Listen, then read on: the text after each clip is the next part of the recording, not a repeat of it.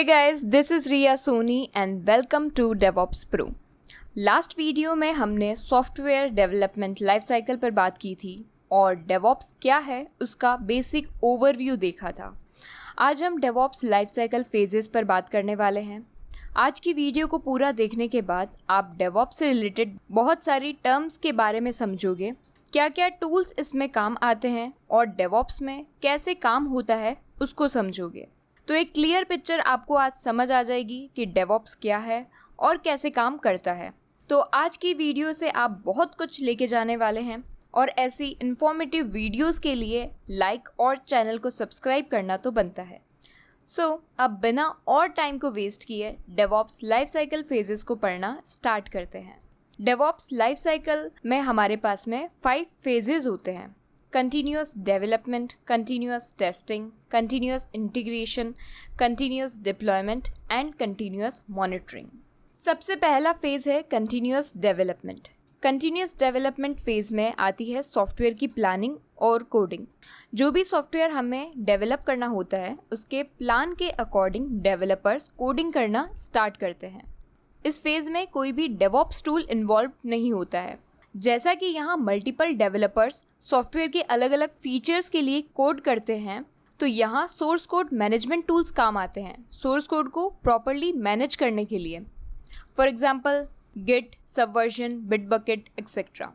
तो developers code complete करके एक सेंट्रल सर्वर पर अपना कोड पुश करते हैं। कोड पुश होने के बाद कुछ लेवल की टेस्टिंग यहाँ हो जाती है, जैसे कि कोड रिव्यू करना, कोड सही स्टैंडर्ड से लिखा गया है या नहीं, ऐसा कुछ। तो ये होता है हमारा पहला फेज कंटिन्यूअस डेवलपमेंट का। सेकंड फेज आता है कंटिन्यूअस टेस्टिंग। कंटिन्यूअस टेस्टिंग यानी कोड जो पुश हुआ है उसको बिल्ड करना और उसको टेस्टिंग सर्वर पर टेस्ट करना। यहाँ से हमारे डेवऑप्स टूल्स काम आना स्टार्ट होते हैं। सबसे इम्पॉर्टेंट टूल हमारा CI/CD टूल जो कि होता है जेनकिंस। जैसे ही डेवलपर्स अपना कोड पुश कर देते हैं, जेनकिंस ट्रिगर हो जाता है और उस कोड को सबसे पहले बिल्ड करता है। बिल्ड करना मतलब एक एग्जीक्यूटेबल फॉर्म उस कोड का तैयार करना वार या जार फॉर्म के अंदर। जैसे ही एग्जीक्यूटेबल फॉर्म हमारा तैयार हो जाता है, जेनकिंस उसे टेस्टिंग सर्वर पर टेस्ट कर लेता है कि सॉफ्टवेयर कैसा चल रहा है, कोई बग तो उसमें नहीं है। अगर कोई बग होती है तो यहाँ पर ईजीली हमें पता चल जाती है। कोड बिल्डिंग एंड टेस्टिंग के लिए यहाँ पर अलग अलग डेवऑप्स टूल्स काम आते हैं, जैसे कि maven, Gradle, selenium, JUnit etcetera. अगर मान लो टेस्टिंग सर्वर पर टेस्ट करते टाइम कोई एरर आ जाती है तो जेनकिंस उस डेवलपर को अलर्ट भेज देता है एरर के साथ, ताकि वो इमीडिएटली अपना कोड सही कर सके और एरर को रिजॉल्व कर सके। और अगर कोई एरर नहीं आती है तो जेनकिंस उस कोड को मेन कोड में मर्ज कर देता है। मेन कोड में मर्ज कर देने का क्या मतलब हुआ? तो जैसा कि सॉफ्टवेयर के लिए मल्टीपल डेवलपर्स कोड लिख रहे होते हैं, तो डेवलपर्स अपना अपना कोड लिखते हैं और एक सेंट्रल सर्वर होता है जहां वो सारा कोड पुश करते हैं, और वो कोड टेस्टेड कोड आप कह सकते हो, जिसमें कोई एरर नहीं होती है।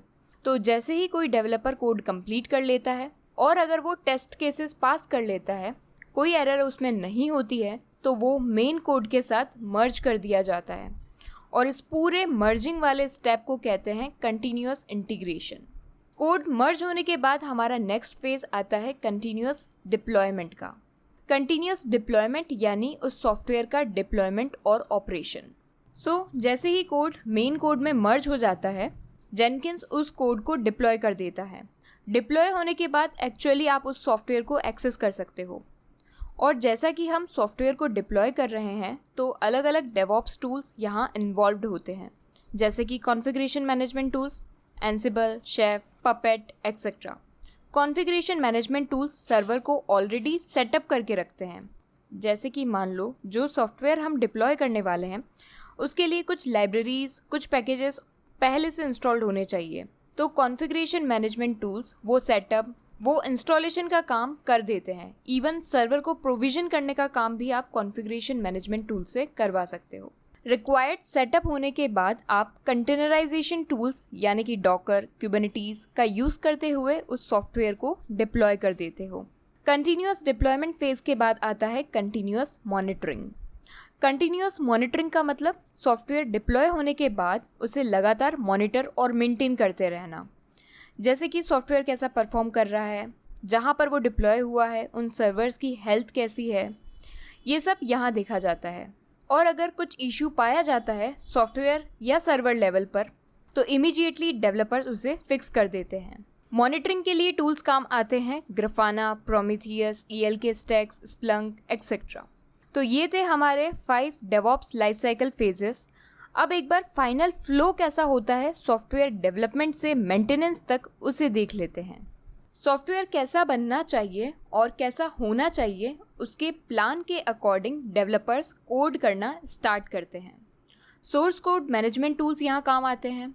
जैसे ही डेवलपर कोड पुश कर देते हैं, जेनकिंस उस कोड को बिल्ड करके टेस्टिंग सर्वर पर उसको टेस्ट कर लेता है। टेस्टिंग में अगर कोई बग मिलता है तो डेवलपर्स को इमीडिएटली अलर्ट जाता है उसे फिक्स करने का, और अगर कोई बग नहीं मिलता है तो वो कोड मेन कोड में मर्ज हो जाता है।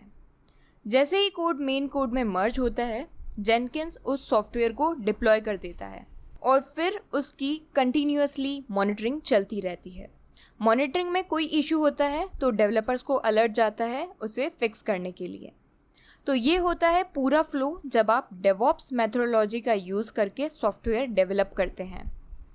आई होप आपको बहुत अच्छे से समझ आया होगा कि डेवऑप्स कैसे काम करता है, क्या क्या टूल्स इसमें यूज़ होते हैं, और जो भी टूल्स के बारे में हमने बात की है वो हम एक एक करके सब कुछ सीखेंगे आने वाली वीडियोस में। तो चैनल को सब्सक्राइब कर लें ताकि कोई भी वीडियो आपसे मिस ना हो जाए। अगर कोई भी डाउट हो तो कमेंट सेक्शन में बताएं। वीडियो इन्फॉर्मेटिव लगी है तो वीडियो को लाइक करें। मिलते हैं नेक्स्ट वीडियो में। Thank you.